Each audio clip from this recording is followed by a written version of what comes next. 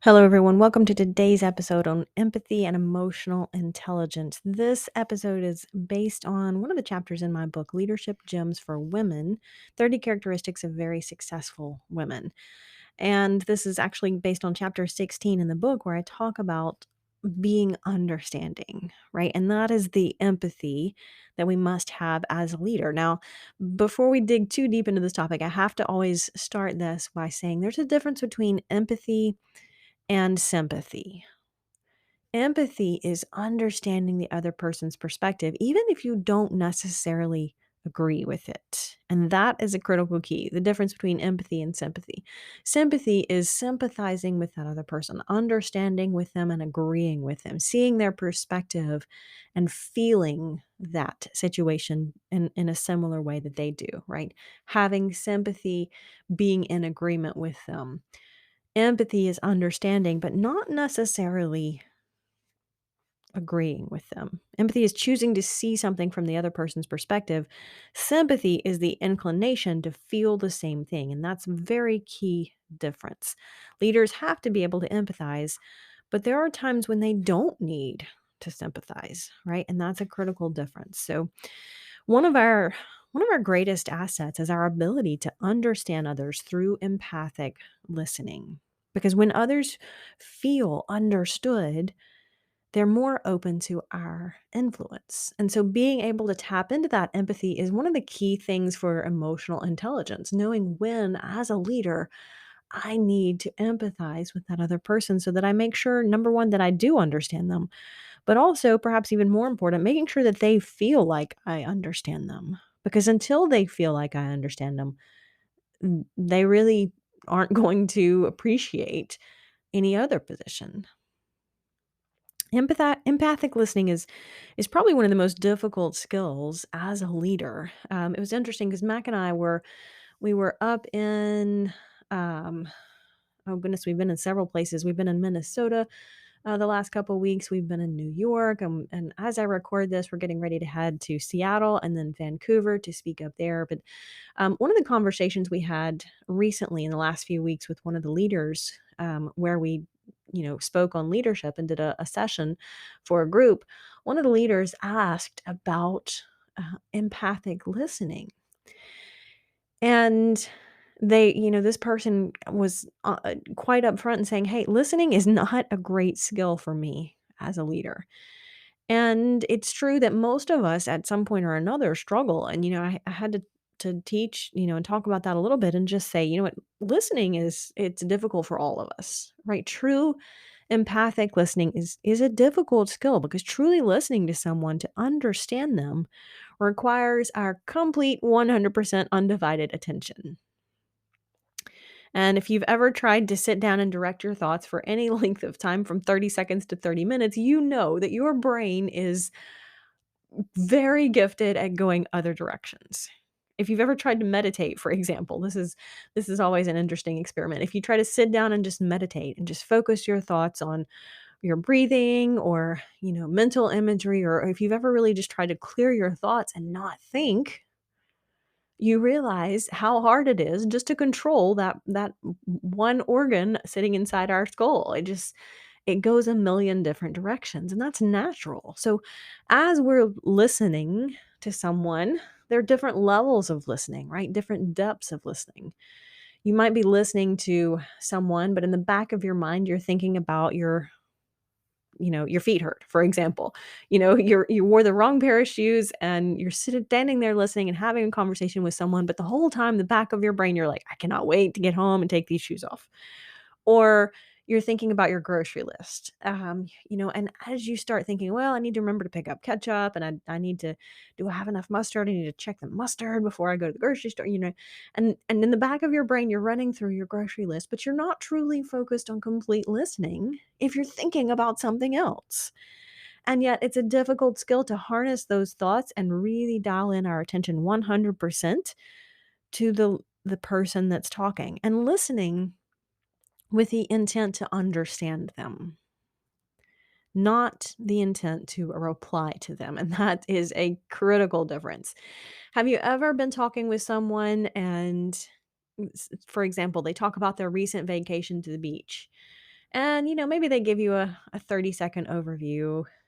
And even before they're done talking, you just can't wait to also talk about the last time you went to the beach and maybe share your favorite restaurant and talk about the water and the weather and what was the beach experience. And but see, the moment you start thinking, "Oh, this is what I'm gonna say," as soon as they stop talking, you're not listening to them. You're thinking about what you're going to say. You're listening with the intent to reply as soon as they quit talking. And we're all guilty of listening on a very shallow level at sometimes. I mean, if your 3-year-old is chatting endlessly about a movie they've watched, you kind of tune out and your mind starts to just focus on other things. But a lot of times when we're in conversation, we're only focused halfway. We're only listening halfway. And we focus a lot of our thinking on what our response is going to be as soon as there's a chance to jump in. And we appear to be politely listening, but in reality, our mind is focused on something else. But listening is an incredible way to build our influence with others because listening first to them, Stephen Covey talks about this in the 7 Habits of Highly Effective People. Listen, seek first to understand and then be understood. Listen first and then look to make your point, right? But make sure that you are truly understanding the other person first. Now, listening before trying to be heard is mostly unappreciated in most leadership books. It's drastically underutilized by leaders, by people in relationships, personally or professionally, um, because a lot of times leaders don't take the time to listen. Andy Stanley says leaders who don't listen are eventually surrounded by people who no longer have anything to say, right? Leaders who don't listen. Leadership and listening in that leadership role is critical toward, everything in leadership. It's vastly underutilized. When we listen to someone, they feel valued. And this applies whether it's your kids or your spouse. This is an area where I've really worked to improve my listening skills, but I still catch myself not always effectively listening to Mac, for example, because we spend a lot of time together. Obviously, we live, work, and travel together. And I mean, obviously, since we're talking, I mean, we're spending so much time together, those are the two of us are the ones that we talk to the most, right? For both of us.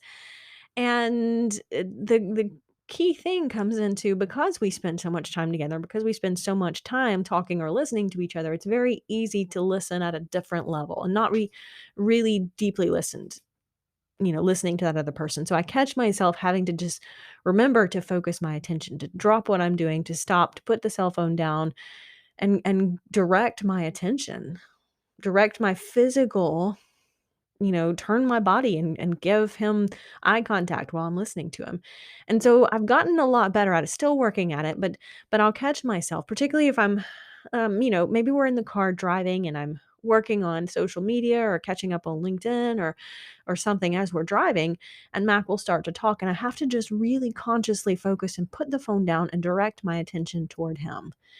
And there again, I've worked to improve on this. I'm getting better at it. I'm still far, far, far from perfect. And, this continues to be an area where I'm conscious of if he's talking, I need to stop what I'm doing, put the phone down.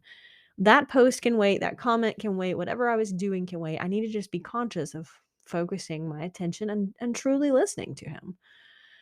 Now, there again, that's an area that continues to be an improvement opportunity for me, but leadership isn't about being perfect, right?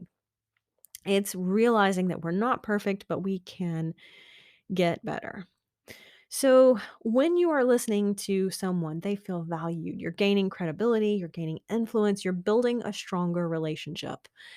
Now, the fascinating thing to me is as I've improved my focus at truly listening to someone, it's amazing how many people will talk to you.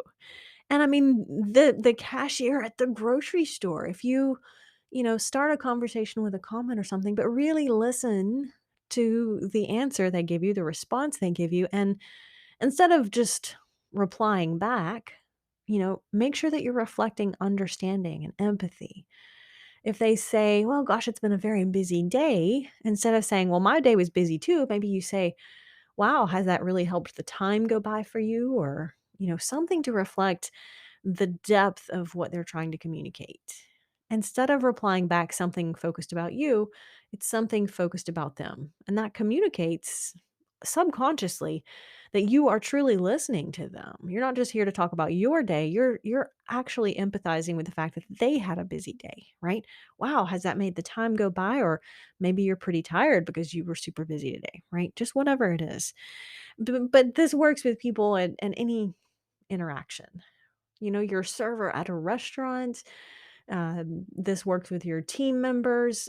So often we ask somebody, "Hey, how are you?" It's just kind of part of our culture. We say, "Hey, how are you doing?" "Fine." Always comes a response, and it's almost expected for us to just say, "Oh, fine, we're doing great," right? And we may or may not be fine, but it's just kind of a greeting that we really just say, whether we mean it or not, whether it's true or not. But if you'll take the time to actually ask somebody, "Hey, no, really, how are you doing?" And you can ask it in a lot of different ways. I like to change it up. Instead of saying, "Hey, how you doing?" "Hey, what made today great?" Or, you know, "Give me something that you're excited about the next week. Talk to me about something you're looking forward to," right? Instead of just greeting someone with, "Hey, how you're doing?"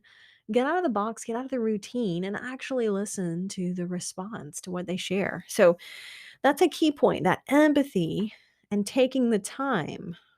And you really have to value that. You really have to value that relationship. You really have to value empathy as a person, because you have to take the time. It takes time to slow down and listen to people. But when you listen deeply to another person, you're not just listening to the words they say or the words they don't say, you're listening to the feelings. You may paraphrase that back to them, and that requires your full, complete attention. And once you know that they're understood, then it's okay to respond. It's Herb Cohen said, "Effective listening requires more than hearing the words transmitted. It demands you find meaning and understanding in what is being said. After all, meanings are not in words, but in people." And every single one of us craves attention, particularly from the people that we love and those who love us. I mean, if you have kids, you've probably had, that 3 or 4-year-old who just wants you to watch every single thing that they're going to do. They're going to jump into the pool over and over and over, but they want you to watch every single time. "Watch me, mom. See how I jump into the pool this time. See how I dive in the pool this time." And at some point you're like, I'm watching, I'm watching, right? But that little person is just expressing that they want your attention, because all of us crave the attention of the people we care about, who care about us, because that communicates, right? Attention is a way of communicating, "Hey, I do care. I do value." And listening is a great way to demonstrate that you care, because it requires attentional time and effort. When you're truly listening to someone, they don't have to wonder. They don't have to wonder if they're being listened to, because they feel understood. They can feel your attention, or they can feel your inattention. Have you ever been on the phone with someone and you can hear their keyboard clicking in the background, and they're typing an email while they're on the phone with you, and you can feel that, right? You can hear it, but you also feel it. You're like, "Hey, are you listening? Because if you're not listening, let's just have this conversation at another time," right? It's very easy to just get distracted, but when we do, that other person can feel our attention is wandering. Now, great leaders are great listeners. We have to be able to empathize with others to influence at a high level. And it's not just enough to ask the question. We actually have to listen to the response. Empathy is being sensitive to the thoughts and the emotions of others without necessarily agreeing with those emotions yourself. It's choosing to step outside of your frame of reference and enter theirs. And that's a critical component when it comes to emotional intelligence. Recognizing how and when you really need to do that as a leader is critical, because that's something you almost can't teach that to someone.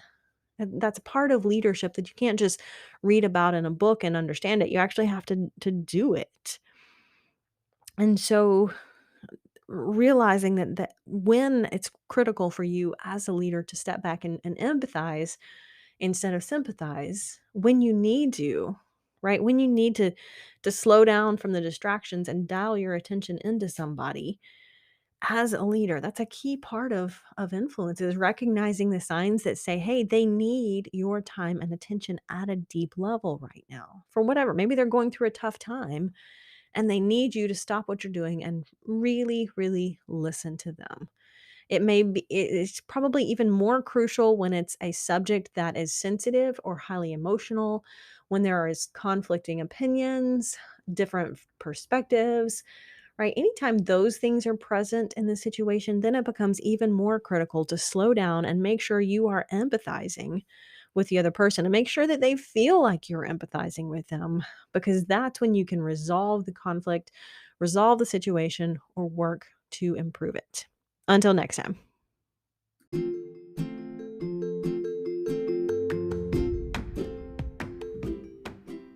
Hey, thanks for listening to the Fearfully and Wonderfully Me podcast. Ladies, if you're ready to take your leadership to the next level, I'd love to invite you to join me on a monthly call on personal and professional leadership development, specifically for women. You can join from Zoom via your desktop or on the mobile app on your phone. The app is free. There's no cost to join the sessions, and I invite you to just come along and grow with me and the other ladies who are committed to developing themselves personally and professionally, increasing their influence, developing their leadership, and maximizing their results. Hey, you can find out more details and get the registration link at riastory.com/leadership call. See you then.